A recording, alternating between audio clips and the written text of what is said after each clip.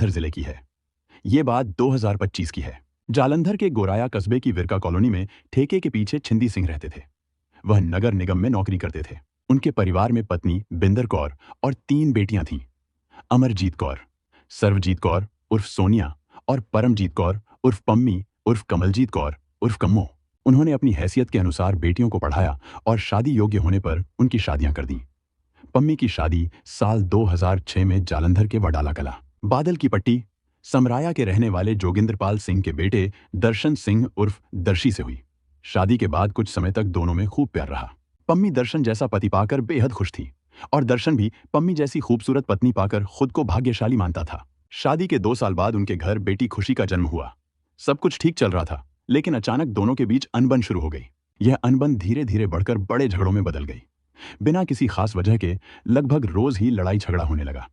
घर वालों ने समझाने की कोशिश की तो कुछ समय तक माहौल शांत रहा, लेकिन जल्द ही दोनों फिर पहले की तरह झगड़ने लगे। उनके झगड़े की वजह किसी को समझ नहीं आ रही थी। पम्मी कहती थी कि दर्शन नशा करता है और किसी दूसरी औरत के साथ उसका चक्कर है। दर्शन का कहना था कि पम्मी का किसी और लड़के से रिश्ता है, लेकिन दोनों में से किसी के पास भी इन बातों का कोई पक्का सबूत नहीं था। जब रोज रोज यही लड़ाई होने लगी तो घर वाले भी इन्हें समझाना छोड़ बैठे। झगड़ों से तंग आकर पम्मी एक तांत्रिक बाबा दीपा सिंह के पास जाने लगी। बाबा दावा करता था कि वह ऐसे झगड़े और घर की दिक्कतें दूर कर सकता है। असल में बाबा दीपा सिंह कुंवारा था और अपने पास आने वाली औरतों के साथ गलत काम करता था। पम्मी को देखकर उसका मन फिसल गया। वह तंत्र मंत्र और मीठी मीठी बातें करके पम्मी को अपने जाल में फंसाने लगा। कुछ ही समय में पम्मी पूरी तरह बाबा दीपा सिंह के चक्कर में आ गई और घर से ज्यादा बाबा के डेरे पर रहने लगी। दीपा सिंह से नजदीकियां बढ़ने के बाद पम्मी ने दर्शन सिंह से छुटकारा पाने के लिए जालंधर के वुमेन सेल में उसके खिलाफ लड़ाई झगड़ा मारपीट और घर खर्च न देने का केस कर दिया। वुमेन सेल ने दोनों को कई बार बुलाकर समझाने और सुलह कराने की कोशिश की, लेकिन कोई नतीजा नहीं निकला। पम्मी अब सिर्फ बाबा दीपा सिंह को ही चाहती थी। उसने साफ कह दिया कि वह अब दर्शन सिंह के साथ नहीं रहना चाहती और तलाक चाहती है। इसी बीच पम्मी ने एक बेटे को जन्म दिया जिसका नाम शिवम रखा गया। शिवम के पैदा होने के बाद पम्मी ने तलाक की प्रक्रिया और तेज कर दी। दोनों के घर वाले रोज रोज के झगड़ों से परेशान हो चुके थे। काफी समझाने के बाद भी पम्मी तलाक लेने पर अड़ी रही, तो आखिरकार दोनों परिवारों ने बातचीत करके आपसी रजामंदी से तलाक करवा दिया और इसकी एक कॉपी वुमेन सेल को भी दे दी। यह घटना साल 2012 की है। दर्शन सिंह से तलाक के बाद पम्मी ने बेटी खुशी को अपनी मां के पास छोड़ दिया और बेटे शिवम को लेकर बाबा दीपा सिंह के पास रहने चली गई। तलाक के समय दर्शन ने बेटे को अपने पास रखने की बात कही थी, लेकिन उस वक्त शिवम बहुत डरा और घबराया हुआ था, रोए जा रहा था। इसलिए सभी ने दर्शन को समझाया कि फिलहाल बच्चा मां के पास ही रहे, कुछ समय बाद बड़ा हो जाएगा तो उसे दे दिया जाएगा। असल में पम्मी किसी भी हालत में शिवम को देने के लिए तैयार नहीं थी। उसे हमेशा डर लगा रहता था कि कहीं दर्शन सिंह उसे ढूंढते ढूंढते बाबा के पास न पहुंच जाए। इसी वजह से वह बाबा दीपा सिंह के साथ ऐसी जगह चली गई जहां दर्शन उसे ढूंढ न सके। पम्मी करीब 1 साल तक बाबा दीपा सिंह के साथ उसकी पत्नी की तरह रही थी। हालांकि दोनों ने शादी नहीं की थी। इस 1 साल में पम्मी का मोह दीपा सिंह से खत्म हो गया। वजह यह थी कि दीपा उसे शारीरिक सुख तो देता था, लेकिन उसकी आमदनी का कोई पक्का जरिया नहीं था। पम्मी समझ चुकी थी कि सिर्फ देह की आग बुझाने से जिंदगी नहीं चलती, पेट की आग बुझाना भी जरूरी है। आखिरकार पम्मी दीपा सिंह को छोड़कर अपने बेटे शिवम के साथ मां के पास वापस आ गई। मां के साथ रहते हुए पम्मी की मुलाकात गांव दयालपुरा, जिला नवानशहर के रहने वाले करनैल सिंह के बेटे जसविंदर सिंह से हुई। जसविंदर एनआरआई था और इन दिनों दुबई में रह रहा था। पहली ही मुलाकात में पम्मी ने उसका दिल जीत लिया और जल्दी ही दोनों के बीच नजदीकियां बढ़कर गहरे रिश्ते में बदल गईं। जसविंदर ने पम्मी से शादी का प्रस्ताव रखा, जिसे पम्मी ने खुशी खुशी स्वीकार कर लिया। इसके बाद जसविंदर ने अर्बन एस्टेट में एक फ्लैट किराए पर लिया और वहीं पम्मी के साथ रहने लगा। करीब 2 महीने तक साथ रहने के बाद उसकी छुट्टियां खत्म हो गईं और वह दुबई लौट गया। वहां से वह हर महीने पम्मी के खर्च के लिए मोटी रकम भेजता था। हर महीने अच्छा खासा पैसा मिलने से पम्मी बेहद खुश थी। वह अपनी मर्जी से पैसे खर्च करती, जहां मन होता घूमने निकल जाती और जिससे मन होता उससे मेल जोल कर लेती। पति की गैर मौजूदगी में खालीपन भरने के लिए उसने कुछ लड़कों से भी रिश्ते बना लिए थे। कुल मिलाकर वह पूरी तरह ऐश की जिंदगी जी रही थी। इतना सब होने के बावजूद पम्मी के ऊपर एक डर हमेशा मंडराता रहता था। उसका पूर्व पति दर्शन सिंह उर्फ दर्शी। तलाक के बाद से ही दर्शन लगातार पम्मी से अपने बेटे शिवम को मांग रहा था, लेकिन पम्मी किसी भी हालत में उसे देने के लिए तैयार नहीं थी। इसी बात पर दोनों के बीच कई बार तकरार हो चुकी थी। दर्शन यहां तक कि उसके घर आकर भी उसे धमका चुका था। पम्मी बचपन से ही स्वच्छंद और स्वतंत्र सोच वाली लड़की थी। उसके लिए अपना सुख सबसे ऊपर था।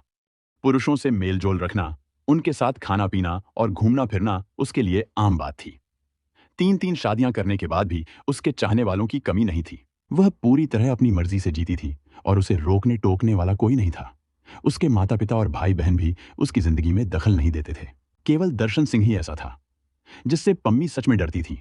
इसी डर के कारण वह कई कई दिनों तक अपने दोस्तों या जान पहचान वालों के घर जाकर रहती ताकि दर्शन उससे बेटा छीन न सके। 18 फरवरी 2014 को भी दर्शन सिंह उसके अर्बन एस्टेट वाले फ्लैट पर आया और शिवम को जबरदस्ती ले जाने की कोशिश की। पम्मी ने जब बेटे को देने से मना किया तो वह उसे परिणाम भुगतने की धमकी देकर चला गया। यही वजह थी कि पम्मी बहुत परेशान थी। उसने यह बात अपनी मां को बताई और इस समस्या से छुटकारा दिलाने के लिए मदद मांगी। बिंदर कौर ने लंबी सांस ली और मन ही मन सोचा कि पम्मी को अब अपने किए का सामना खुद ही करना पड़ेगा, लेकिन फिर भी कोई न कोई रास्ता जरूर निकलेगा। उन्होंने यह भी महसूस किया कि दर्शन सिंह की धमकियों की असली वजह शिवम ही है, लेकिन पम्मी बेटे को किसी भी कीमत पर देने को तैयार नहीं थी। बात यहीं खत्म हुई और मां बेटी ने साथ में खाना खाया। खाने के बाद बिंदर कौर अपने गांव वडाला कला लौट गईं। 23 फरवरी को पोलियो दिवस के मौके पर मनप्रीत और गुरप्रीत अर्बन एस्टेट में घर घर जाकर बच्चों को पोलियो की दवा पिला रही थीं। फ्लैट नंबर 281 और 282 के दरवाजे एक दूसरे से सटे हुए थे। तीनों महिलाएं जब फ्लैट नंबर 282 के बच्चों को दवा पिला रही थीं, तभी उनकी नजर फ्लैट नंबर 281 पर पड़ी। उसका दरवाजा बाहर से कुंडी लगा हुआ था। बाहर खड़े रहते समय उन्हें अंदर से किसी बच्चे के जोर जोर से रोने की आवाज सुनाई दी। उन्होंने यह बात पड़ोसियों को बताई, जिसके बाद लोग फ्लैट के बाहर इकट्ठा हो गए। सोसाइटी के सेक्रेटरी ने कुंडी खोलकर अंदर प्रवेश किया तो सामने का दृश्य देखकर सभी के रोंगटे खड़े हो गए। बेड पर पम्मी की लाश पड़ी थी और उसका 2 साल का बेटा दूध पीने की नाकाम कोशिश कर रहा था। महिलाओं ने शिवम को संभाला, जबकि सेक्रेटरी ने तुरंत पुलिस कंट्रोल रूम फगवाड़ा को घटना की सूचना दी। चूंकि यह इलाका थाना सदर के अंतर्गत आता था, इसलिए खबर थाना सदर पुलिस को दी गई। सूचना मिलते ही थाना प्रभारी इंस्पेक्टर स्वर्ण सिंह, सब इंस्पेक्टर और हेड कांस्टेबल मनजीत सिंह के साथ घटनास्थल पर पहुंचे। तब तक पम्मी की मां बिंदर कौर और बहन सर्वजीत कौर भी वहां आ चुकी थीं। निरीक्षण के दौरान इंस्पेक्टर स्वर्ण सिंह ने देखा कि मृतका के पैर नीले रंग के स्वेटर से बंधे थे। उसके मुंह में ब्राउन रंग की कमीज ठूंसकर दुपट्टे से इस तरह बांधी गई थी कि वह सांस नहीं ले सके। घटनास्थल और लाश का निरीक्षण करने के बाद पंचनामा तैयार किया गया और शव को पोस्टमार्टम के लिए सिविल अस्पताल भेज दिया गया। पूछताछ में बिंदर कौर ने बताया कि मृतका परमजीत कौर उर्फ पम्मी की शादी दर्शन सिंह उर्फ दर्शी से हुई थी। उनके 2 बच्चे थे, एक बेटी खुशी जो दर्शन के पास रहती थी और एक बेटा शिवम जो पम्मी के पास था। दर्शन से तलाक के बाद पम्मी ने तांत्रिक बाबा दीपा सिंह से शादी कर ली थी, लेकिन 1 साल बाद उससे भी अलग होकर उसने जसविंदर सिंह से शादी कर ली जो दुबई में रहता था। तलाक के बाद भी दर्शन सिंह पम्मी को परेशान करता था और कई बार जान से मारने की धमकी दे चुका था। वह शिवम को पम्मी से छीनना चाहता था। पम्मी ने इस बारे में अपनी मां से चिंता भी जताई थी। इन परिस्थितियों को देखते हुए शक था कि पम्मी की हत्या दर्शन सिंह उर्फ दर्शी ने की है। इंस्पेक्टर स्वर्ण सिंह पूछताछ में जुटे ही थे कि क्राइम टीम और जिले के अन्य पुलिस अधिकारी भी मौके पर पहुंच गए। क्राइम टीम ने अपना काम पूरा किया, जिसके बाद अधिकारियों ने घटनास्थल का निरीक्षण कर थाना प्रभारी से बात की और उन्हें जरूरी निर्देश दिए। थाना प्रभारी ने मृतका की मां बिंदर कौर की शिकायत पर पम्मी की हत्या का मुकदमा दर्शन सिंह उर्फ दर्शी के खिलाफ दर्ज कर जांच शुरू कर दी, लेकिन वे दर्शन सिंह तक पहुंच पाते इससे पहले ही उनका तबादला हो गया और उनकी जगह इंस्पेक्टर सुरेंद्र सिंह ने चार्ज संभाल लिया। चार्ज संभालते ही इंस्पेक्टर सुरेंद्र सिंह ने पम्मी की हत्या की जांच तेज कर दी। घटनास्थल की हालत देखकर उन्हें शक था कि यह काम अकेले किसी एक व्यक्ति का नहीं हो सकता। हालांकि मृतका की मां ने संदेह सिर्फ दर्शन सिंह पर जताया था और रिपोर्ट भी उसी के नाम लिखवाई थी। इंस्पेक्टर सुरेंद्र सिंह ने दर्शन सिंह को पकड़ने के लिए कई लोगों से पूछताछ की, लेकिन सफलता नहीं मिली क्योंकि वह अपने घर से लापता था। उसे किसी भी हालत में गिरफ्तार करने के लिए इंस्पेक्टर ने एसआई अमरीक सिंह और हेड कांस्टेबल मनजीत सिंह को उसके घर की निगरानी पर लगा दिया। इस निगरानी का नतीजा यह हुआ कि आधी रात को जब दर्शन सिंह दीवार फांदकर अपने घर में घुसने की कोशिश कर रहा था, तभी पुलिस ने उसे रंगे हाथों पकड़ लिया। थाने लाकर पूछताछ में दर्शन सिंह ने बिना झिझक पम्मी की हत्या कबूल कर ली। उसने बताया कि पम्मी के चरित्र पर उठते सवालों और अपने बेटे शिवम को पाने की चाह में उसने यह कदम उठाया। दर्शन ने कहा कि तलाक के बाद भी रिश्तेदार और जान पहचान वाले पम्मी के व्यवहार को लेकर उसे ताने देते थे।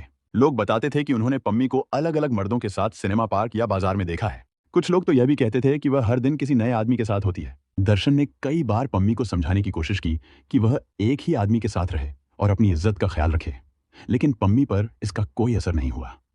हत्या वाले दिन भी वह उसे समझाने के लिए गया था, लेकिन पम्मी ने उसकी बात सुनने के बजाय गुस्से में कह दिया कि उसकी अपनी जिंदगी है, वह जैसे चाहे जी सकती है और जिससे चाहे रिश्ता रख सकती है। यह सुनकर दोनों में बहस और झगड़ा बढ़ गया। पम्मी ने उसे मारने की कोशिश की, लेकिन दर्शन ने उसे दबोचकर बेड पर गिरा दिया और गला दबाकर मार डाला।